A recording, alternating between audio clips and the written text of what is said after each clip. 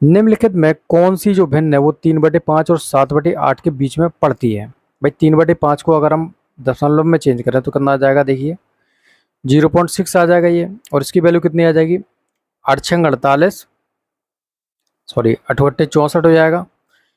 कितना बचेगा, 6 बचेगा, फिर 8×7=56 हो जाएगा, फिर 4 बचेगा, तो 8×3=8=45। तो ये हो गया जो ऐसी भिन्न होनी चाहिए जो 0.6 से अधिक हो और 0.875 से क्या हो, छोटी हो। अगर हम देखो ये वाली भिन्न तो हो ही नहीं सकती हैं भाई, इसकी जो वैल्यू है वो 5 और 8 के बीच में होनी चाहिए बेस, ठीक है, और 3 और 7 के बीच में होना चाहिए क्या, इनका अंश होना चाहिए। तो यहाँ पर तो 8/9 दे रखा है, ये 12/3, इन दोनों को हटा ही दो। अब ये दोनों हैं, इनके बीच में आने वाले हैं, पर हमें चेक करना पड़ेगा। तो अगर ऑप्शन बी को चेक करें, 7 का डिवाइड करो 6 में, 7×8=56, भाई 0.8 आ जाएगा, 4 बचेगा, 56, 0 पे 4 तो कितना हो जाएगा, 7×7=28, 7×5=35, 85 आ गया ये, ठीक है। अब यहाँ पर अगर ऑप्शन डी को चेक करें तो 4/7 का मतलब क्या हो गया, 7×28, 7×35, 0.5। तो ये जो वैल्यू है ऑप्शन डी की, जो वैल्यू है वो आपकी 0.60 छोटू है, मतलब ये तो बीच में आने वाला है नहीं भाई। 0.6 से बड़ी वैल्यू होनी चाहिए और 0.875 से छोटी वैल्यू होनी चाहिए।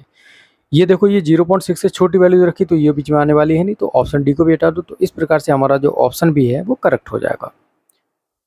नेक्स्ट, वह कौन सी भिन्न है जिसे 1/2 से घटाने पर शेष जो है वो 3/4 प्राप्त होता है। तो 1/2 से हम अगर एक्स वाई भिन्न को घटा दें तो शेष हमें 3/4 मिलना चाहिए। तो माइनस के x/y बराबर कितना हो जाएगा, 3/4 माइनस के 1/2।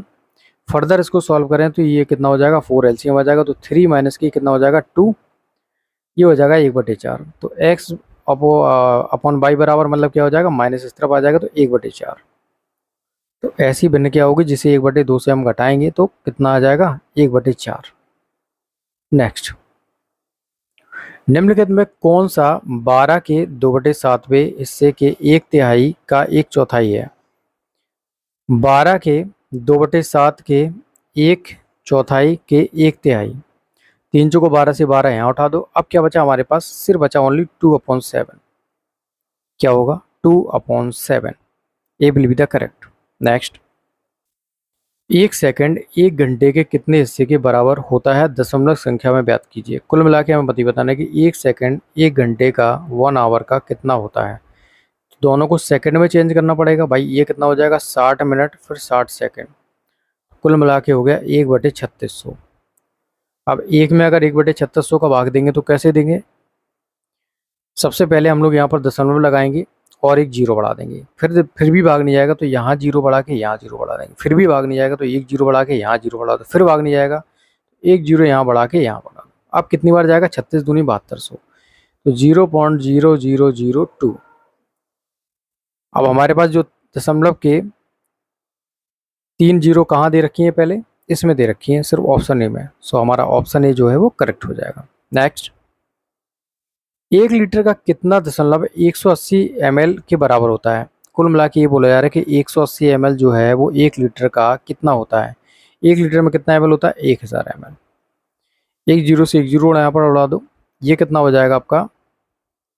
अब ये 18 से मतलब फर्दर क्या कट सकता है क्या, नहीं कटना है। यहाँ पर देखो 81 दे रखा है, यहाँ पर 18 दे रखा है, तो इसको क्या करूँ, 2 अंक बाद दशमलव आ गया तो 0.18 हो जाएगा ये, ठीक है। तो ऑप्शन ए यहाँ पर क्या हो जाएगा, करेक्ट हो जाएगा। नेक्स्ट, 1.24 के ऊपर जो बार लगा है अनुचित भिन्न के रूप में सरलीकृत कीजिए। इसको कैसे करना है, देखिए जब बार यहाँ पर दशमलव के बाद लिखा है तो सिंप्लीफाई कर लो। इसको लिख सकते हैं हम लोग 1+24, जितने के ऊपर बार लगा है उतने ही जीरो, इतने ही 9 लगा दो नीचे, दैट्स इट। इसको फर्दर अगर सॉल्व करें तो हो जाएगा 99 + 24, ये 99।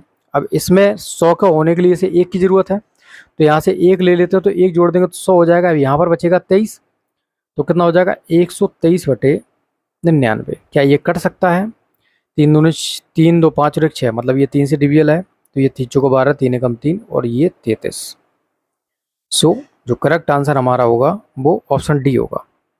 नेक्स्ट, इसको हमें P/Q के फॉर्म में व्यक्त करना है जहां p और q पूर्णांक हैं, जहां q does not equal to 0। अब इस प्रकार के क्वेश्चन को कैसे करना है, 0 4 पर बार नहीं लगा है, बाकी 2 अंकों पर बार लगा है और देखिए दशमलव के बाद लगा है। तो इसको देखो कैसे लिख सकते हैं, इसको अगर हम सिंप्लीफाई करें तो सिंपली आप 432 लिख लो और जिसके ऊपर बार नहीं लगा है उसको आप सब्सट्रैक्ट कर दो।